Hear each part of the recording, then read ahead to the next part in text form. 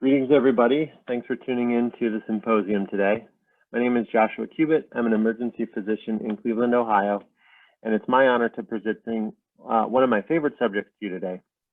It's a huge topic, can be very daunting at times and depressing at others, and it's a serious issue that we'll be talking about forever in the forefront of medicine, politics, and current events for our lives and the lives of generations to come. Sadly, it is still ignored by our leaders in this country. As medical professionals interested in this subject, I call on you to take action, not only in your private lives, but as leaders in this area, spreading the word on the impacts of climate change on the health and well-being of ourselves, our families and friends, our coworkers, and our patients. My plan is to talk about the root cause of human-induced climate change and to discuss the 6 criteria air pollutants that come as a result of human activity. I will be reviewing commonly seen respiratory complaints that come into the ED, things we see every day as ER doctors, sometimes associated with great morbidity and mortality for our patients. Lastly, I will present information regarding how human-induced climate change that is worsening the air we breathe is being seen in the emergency department in the forms of worsening respiratory complaints and ailments. Lastly, we need to discuss ways that we can prepare for the mess we've created and plan for ways to improve our environment and stop polluting the air we breathe. I have no monetary conflict of interest to report, but I do say that I believe in science. I believe that the Earth is warming at a drastic rate. I believe that this is almost entirely caused by human activity, and climate scientists agree. We are currently pushing our climate past a level that will cause drastic and sustained damage that will lead to a permanent change in the way that we live on this planet. From what we know, the report from the American Association for the Advancement of Science, the world's largest non-governmental science membership organization, and the executive producer of Science magazine, quote, "The sooner we act, the lower the risk and cost, and there is much we can do." Let's set the stage for this discussion. We have forest fires and storms raging that are out of control and unmitigated human climate change that we are discussing this week. Let's add to that a pandemic, as you all know, and the reason for which we are online today, and introduce Pandemic Paul, a 45-year-old male with high blood pressure and asthma. Paul went to a fall cookout 8 days ago. While he was there, came in contact with someone who was COVID positive. He got a call the other day that that person was sick, so he went to go get tested. His complaints of fever, shortness of breath, and chest pain made him concerned that he too was getting coronavirus. He was getting called by the hospital every day to check on his symptoms, but today he stated that he was coming in for worsening symptoms to the emergency department.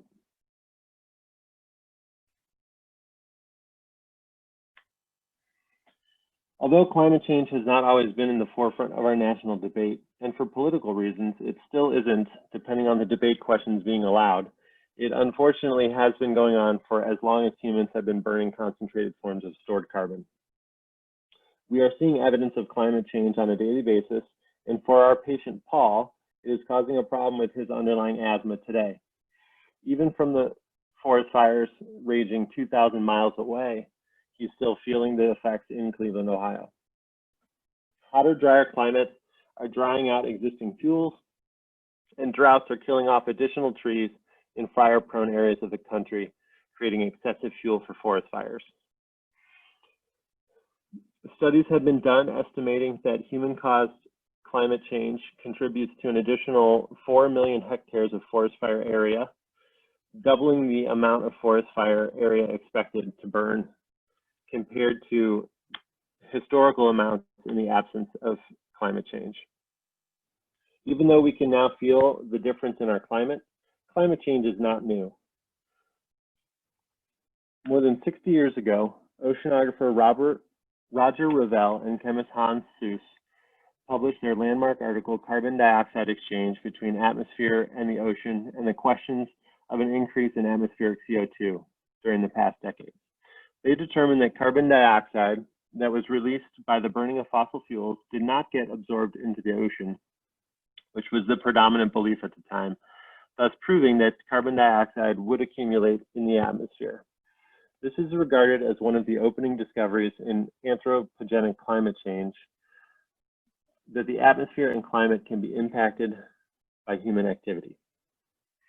And they stated, human beings are now carrying out a large-scale geophysical experiment of a kind that could not have happened in the past, nor be reproduced in the future.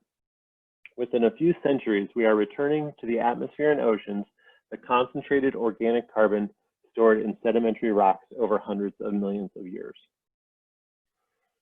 For my entire lifetime, oil and gas companies, polluters, and energy producers have known about the consequences of their actions.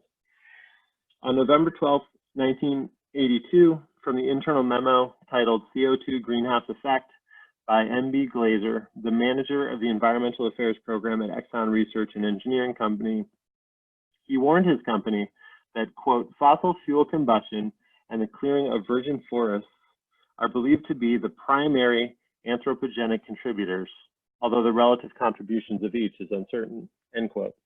In 1982, they were able to accurately predict 40 years into the future what we are measuring today as the atmospheric concentration of carbon dioxide, a known greenhouse gas. They were able to accurately predict that this greenhouse gas increase would create devastating increases in our global temperature.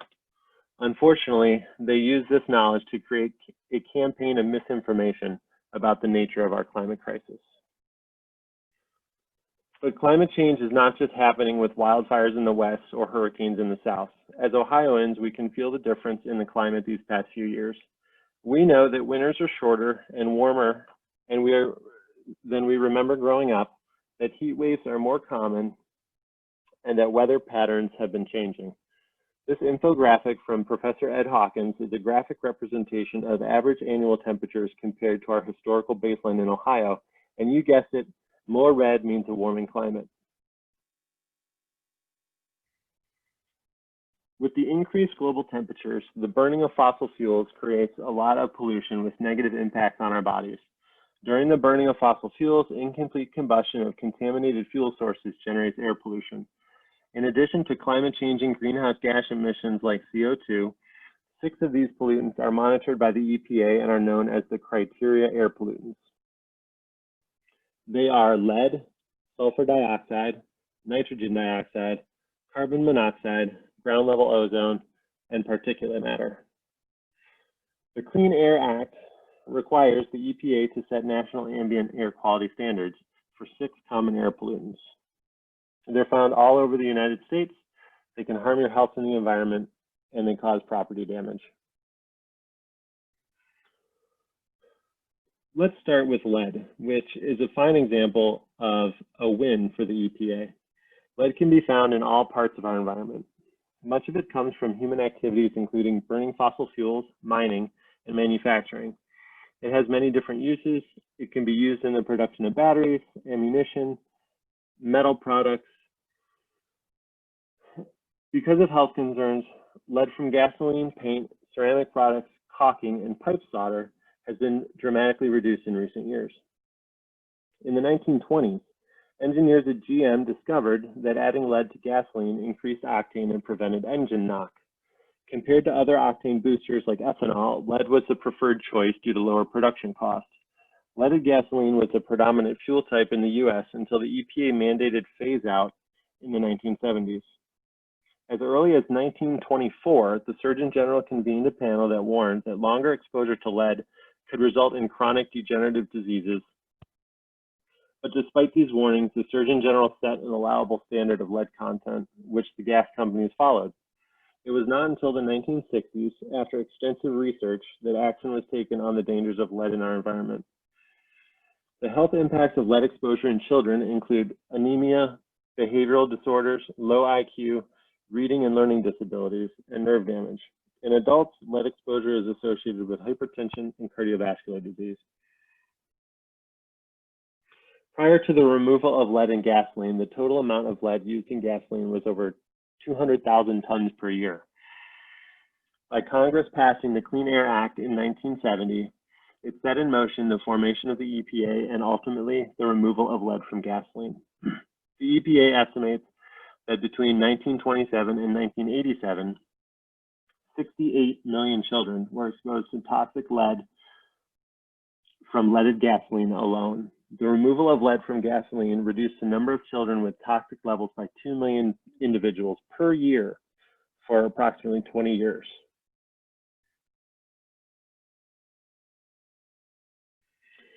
Moving on to carbon monoxide, which is a colorless and odorless gas that is harmful when inhaled in large amounts. It is produced when something is burned, such as the burning of fuels in cars, trucks, and other vehicles. Multiple appliances in our living environment also release carbon monoxide, such as gas, water heaters, furnaces, space heaters, and stoves. Appliances that are considered essential, even though there are safer, more efficient electric alternatives that do not create poisonous gases in our homes. Breathing the air at high concentrations of CO2 reduces the amount of oxygen that can be transported to the blood, and this is critical for organs like the heart and brain. Carbon monoxide poisoning can cause dizziness, confusion, unconsciousness, and death. And very high levels of CO2 are not likely to occur outdoors. However, deaths from CO2 poisoning are still well documented, even outdoors. In outdoor areas with low air movement and high concentrations of carbon monoxide, deaths have been known to occur. Sulfur dioxide is a natural component of crude oil that is present in gasoline and diesel unless removed.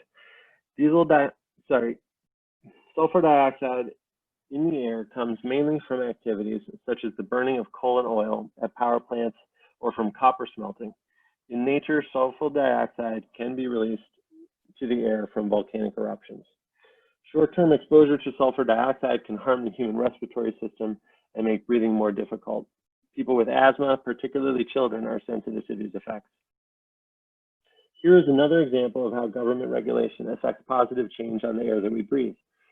The EPA's Tier 2 gasoline sulfur program, finalized in 2000, reduced the sulfur content of gasoline by up to 90%. The program grew out of a Clean Air Act requirement that the EPA consider the need, feasibility, and cost effectiveness of stronger tailpipe emission standards. Requirements for use of low sulfur gasoline enable car, pickups, SUVs, and vans in 2004 to change their standards, creating up to 77 to 95% cleaner emissions regarding sulfur. The next tier of this program lowers the sulfur content to a maximum of 10 parts per million, beginning in 2017. This standard will reduce the tailpipe and evaporative emissions from passenger cars, trucks, medium and heavy-duty vehicles. The standard will enable more stringent standards and will create more stringent controls, thus reducing sulfur emissions in the United States.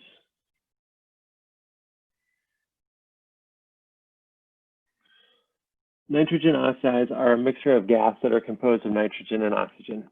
Two of the most significant nitrogen oxides are nitric oxide and nitrogen dioxide. Nitrogen oxides are released to the air from the exhaust of motor vehicles as well, but also from the burning of coal, oil, and natural gas in manufacturing processes such as welding. Air with high levels of nitrogen oxides can aggravate respiratory diseases like asthma, causing cough, wheezing, and shortness of breath, and increase hospital admissions and visits to the emergency department. Long-term exposure can increase susceptibility to infections as well as cause change in the lungs consistent with emphysema.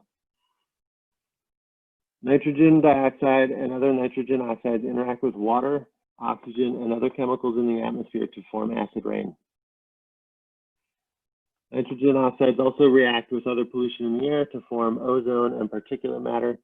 Both of these also harmful when inhaled due to the deleterious effects on the respiratory system.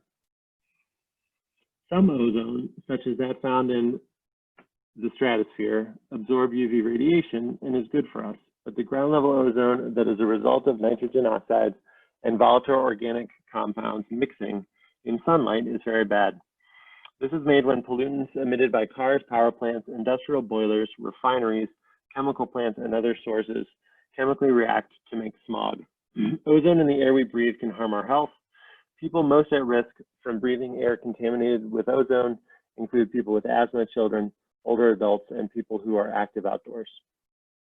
Breathing ozone can trigger a variety of health problems, including chest pain, coughing, throat irritation, and airway inflammation. It can reduce lung function and harm lung tissue, worsen bronchitis, cause emphysema and asthma, and lead to increased medical care and costs. And lastly, particulate pollution or particulate matter consists of particles that are in the air, including dust, dirt, soot, and smoke. Some of these particles are big enough to see, while others are microscopic. Particle pollution can come from primary and secondary sources. A primary source, such as a wildfire that we've discussed, and secondary sources, such as coal-fired power plants, oil and gas, and motor vehicle factories and construction sites. Particle pollution includes coarse particles that are between 2.5 and 10 micrometers, called PM10, fine particles that are between 0.1 and 2.5 micrometers, called PM2.5, and ultrafine particles that are smaller than 0.1 micrometers. Fine particles can irritate your eyes, nose, and throat, but usually do not reach your lungs. These are particles bigger than PM10. PM10 and PM2.5 can get down into your lung tissue. They're small enough to actually get into the deep part of your lung and even into your bloodstream.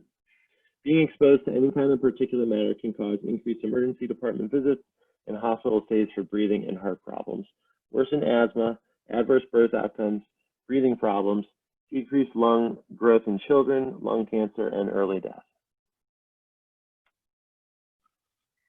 People who are at the highest risk of being bothered by particle matter include people with heart and lung disease, older adults with underlying heart issues like high blood pressure and coronary artery disease, and when particle levels are high, older adults are more likely than young adults to go to the hospital and die because the exposure of particle matter has made their heart or lung disease worse. And sometimes when these nitric oxides and volatile organic compounds, sunlight, and particles all combined to form smog and haze, this can make things much worse, even here in Cleveland. Climate change, air pollution, a late season heat wave, and the haze and smoke that we see here that traveled from over 2,000 miles to be breathed in by us here in Cleveland has created for Paul the perfect storm. Paul is instructed to present to the ED. On arrival, he is noted to have severe hypoxia with a room air saturation of 82% and a respiratory rate of 36%. He is hypercarbic and has failed a trial of a high flow nasal cannula. Paul ended up getting intubated for severe respiratory failure and admitted to the hospital, where he is currently still intubated but getting dexamethasone, remdesivir, and convalescent plasma therapy. He is starting to improve since he is young and otherwise healthy, but as we know, many other Americans have not had the same luck. So what made things so bad for Paul?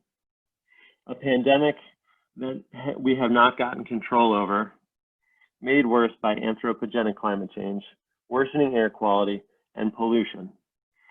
Worsening air quality and pollution is estimated to kill approximately 7 million people worldwide every year.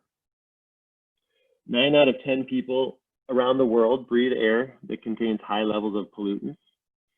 And Paul had asthma, which is the most chronic respiratory disease worldwide and affects approximately 360 million people annually and 15 million people in the United States. The total cost of the US per year for asthma, including medical care, absenteeism, and mortality, is almost $82 billion a year. Warming climates causing all sorts of change that we have not seen before have created a worse environment for people like Paul. One simple example that we've studied so far is ragweed. It's a primary allergen trigger for fall hay fever, It grows faster, produces more pollen per plant, and has higher allergic content under increased carbon dioxide levels. A longer growing season under a warmer climate allows for a bigger ragweed plant, and that produces more pollen later into the fall. Annenberg et al. Estimated that 9 to 23 million and 5 to 10 million annual asthma emergency departments globally in 2015 could be attributed to ozone and PM 2.5 particles. This represented approximately 8 to 20% and 4 to 9% of the annual number of global visits, respectively. And they estimated that anthropogenic emissions were estimated to be responsible for 37% of ozone and 73% of PM 2.5 particles. Dominici et al. Estimated risks of cardiovascular and respiratory hospital admissions associated with short-term exposure to PM 2.5 for Medicare enrollees, published in JAMA in 2006. They utilized a national database on health admission rates for cardiovascular and respiratory outcomes and injuries using ambient PM 2.5 levels, temperature, and dew point information for 204 U.S. urban counties, and determined that increased PM 2.5 exposure led to short-term increases in hospitalization for all health outcomes except injuries, and that PM 2.5 particles increases the risk of hospital admissions for cardiovascular and respiratory disease.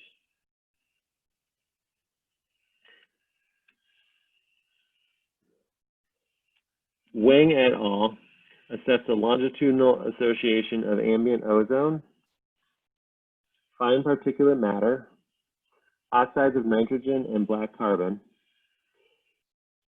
utilizing communitopography of the lungs over a cohort study utilizing the multi-ethnic study of atherosclerosis that was conducted in 6 metropolitan regions in the United States, including upwards of 7,000 adults between 2000 and 2018.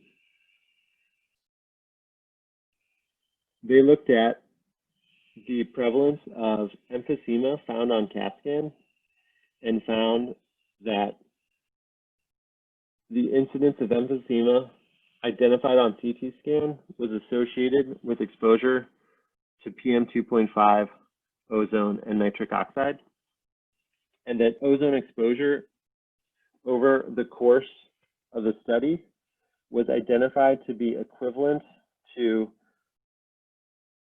29 pack years of smoking for every 10 years of exposure to ground level ozone conducted in these areas.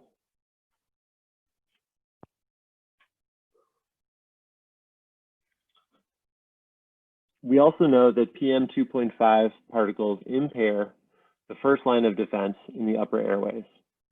Studies by Q et al. Revealed that SARS, caused by a virus genetically identical to COVID-19, led to a higher mortality rate in areas with worse air quality. Wu et al. At the Department of Biostatistics at the Harvard T-Chan School of Public Health determined by utilizing a nationwide cross-sectional study utilizing county-level data looking at COVID-19 deaths for more than 3,000 counties, found that an increase of only 1 microgram per cubic meter of PM 2.5 pollutants was associated with an 8% increase in the COVID-19 death rate. Frontera et al. Postulated a double hit hypothesis this year, looking at PM 2.5 that penetrates deep into the lungs and may even facilitate virus infection through the lung renin-angiotensin system. It is known that chronic exposure to PM 2.5 in mice causes upregulation of pulmonary ACE expression, which may be protective against air pollution. The spike protein of coronavirus facilitates viral entry into target cells by engaging ACE2 receptors, and we know that infection triggers a downregulation of ACE2 expression in lungs and in cell culture, causing a more severe acute lung injury. seen in studies so far. Frontiera postulates that patients chronically exposed to high levels of PM2.5 overexpress ACE2 receptors, facilitating viral penetration, resulting in depletion of ACE2 that leads to more severe forms of COVID-19. Long-term, low to moderate level air pollution exposure, including nitrogen oxide, is associated with a greater risk of developing ARDS.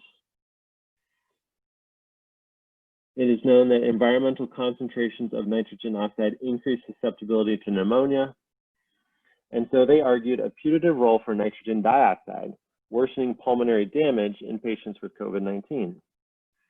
Thus, suggesting a double hit hypothesis regarding PM2.5, nitrogen dioxide, and COVID-19. 2020 has been challenging for everyone. And although we are facing multiple daunting challenges ahead, let's first reaffirm our commitment to getting control of this virus as we go into the respiratory season. Thank you for tuning in remotely for this talk. Remember to wash your hands, keep your distance, wear a mask every time, and be excellent to each other. Change needs to happen at all levels, so make a plan to vote, but know that change can also occur at the personal level, local level, and city and state levels too.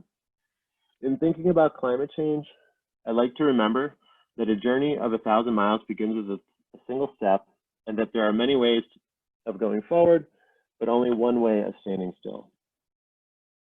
One thing that I've done this year is go to the Apples to Apples website at energychoice.ohio.gov, which is a website where you can shop for competitive rates for your electricity.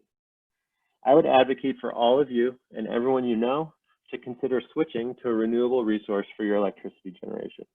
Markets have the power to change, but as consumers, we need to be educated about our options. Many people can't afford solar panels, or they don't have a home that's conducive to solar. So log on, shop around, and commit to a 100% renewable electric provider. Many states have similar marketplaces where you can set this up that allows you to influence the energy mix in your area. At our organizational level, we also can look at organizations, businesses, nonprofits, and companies to affect change. For example, the Cleveland Clinic has incentives to drive change with their Cleveland Clinic parking program. Vehicles with a leadership in energy and environmental design or LEED score get parking discounts, and the Cleveland Clinic is offering incentives for the purchase of new and used SmartWay Elite qualifying vehicles. Rebates are limited, and they renew at the beginning of the year. So come 2021, take advantage of these incentives when you go to make a purchase on a new hybrid or electric vehicle. And as we can see here, what we're doing today in the COVID era, encourage the continued use of telecommuting and telemedicine as an alternative to commuting. It's something that we know works, and we will have to adopt similar techniques and tactics moving forward to battle climate change and reduce our reliance on fossil fuels. No more business as usual.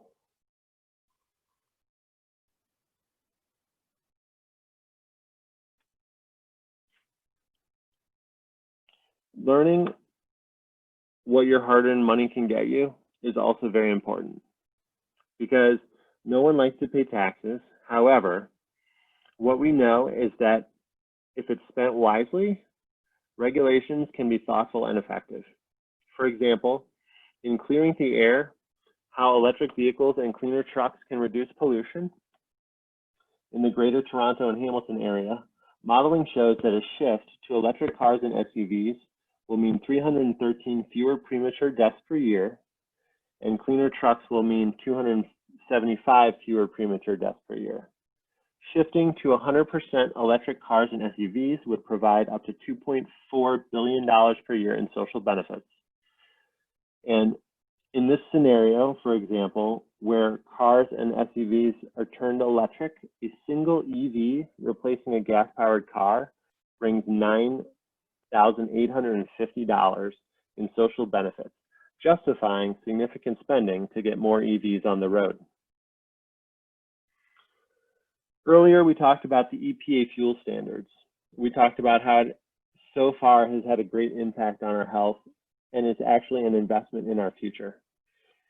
At $13 return on a $1 investment, it's an obvious choice and a total savings provided over the course of these standards being upwards of $20 billion by 2030.